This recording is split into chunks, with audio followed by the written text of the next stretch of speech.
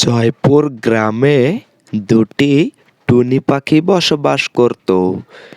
সেই টুনি পাখি দুটো নিজেদের বাসা বাঁধার জন্য একটি গাছকে চিনাক্ত করছিল। তারপর তারা দুজন মিলে সেই গাছের ডালে বসলে আলোচনা করছিল। কি গো টুনি, এই গাছটি আমাদের বাসা বাঁধার জন্য কেমন হবে? হ্যাঁ হ্যাঁ, তুমি যা বলো, আমার মতেও এই গাছটি আমাদের বাসা বাঁধার জন্য ভালো হবে।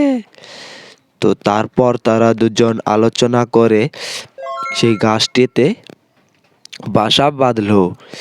তারপর টুনি পাখিটি বলছে, হ্যাঁ হ্যাঁ, তুমি এবার খাবারের সন্ধান করার জন্য বাইরের দিকে যাও। ততক্ষণে আমি এই খোসাটার মধ্যে বসে আরাম করি।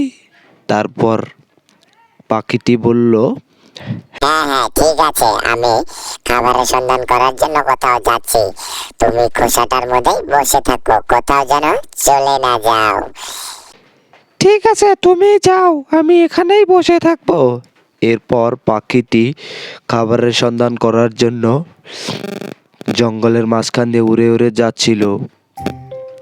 তারপর খাবারের সন্ধান করে ফেরার সময় হওয়ার ভাবে সে বাসার দিকে রওনা দিচ্ছিল। তখনই সেই পাখিটির উপর একটি দুষ্টু শিয়ালের নজর পড়ে।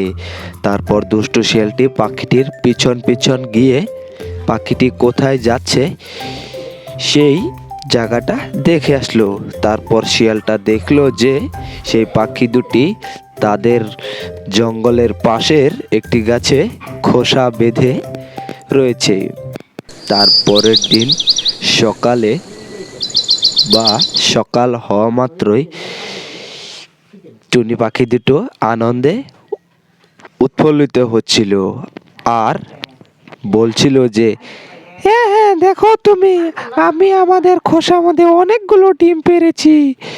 তারা আলোচনা করা মাত্রই সেখানে দুষ্টু শিয়াল উপস্থিত হলো। তারপর দুষ্টু শিয়ালটি বলল, এই টুনি, ডিম দেবে না জান দেবে? তারপর পাখি দুটি বলল, না না শিয়াল মামা, তুমি আমাদের ডিমটি খেও না, আমরা অনেক কষ্ট করে এখানে বাসা বেঁধে ডিমটি পেড়েছি। দুষ্টু শিয়ালটি কিছুতেই মানছিল না আর ভৌ ভৌ করতে লাগলো। অবশেষে টুনি পাখি দুটি নিজেদের খোসাটা মাটির নিচে ফেলে রেখে চলে গেল। আর সেই খোসা থেকে শিয়ালটি ডিমগুলো খেয়ে নিল। এভাবেই গল্পটি শেষ হয়ে গেল।